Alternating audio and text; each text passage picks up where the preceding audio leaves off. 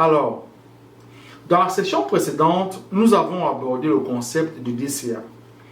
Dans cette rubrique, nous abordons une autre stratégie qui est aussi populaire dans le monde du trading. Il s'agit de l'achat des trumpets ou encore buy the dips. Cette méthode est l'une des méthodes les plus utilisées par les traders. On attend que le prix commence à baisser pour acheter. Et puis au fur et à mesure que le prix baisse, on achète vers le bas. À chaque fois que le prix baisse, on achète progressivement.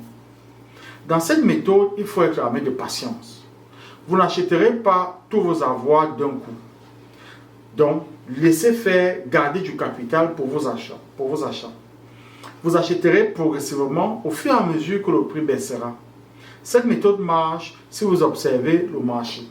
Vous devrez donc être présent dans les marchés ou mettre des alarmes qui vous indiqueront que le prix est en train de baisser. Cette stratégie sera effective pour une crypto-monnaie qui a atteint une certaine maturité, par exemple le Bitcoin et l'Ethereum, Binance Coin ou encore Polkadot ou Matic. Elle nécessite d'être attentif sur le marché et de développer la capacité de repérer les opportunités d'achat et de vente lorsqu'elles se présentent. Alors, lorsque le marché est en progression constante, c'est une stratégie profitable puisque vous achetez bas et vous vendez haut. Cependant, lorsque le marché connaît des baisses significatives, elle peut ne pas être rentable, du moins pas sur le court terme.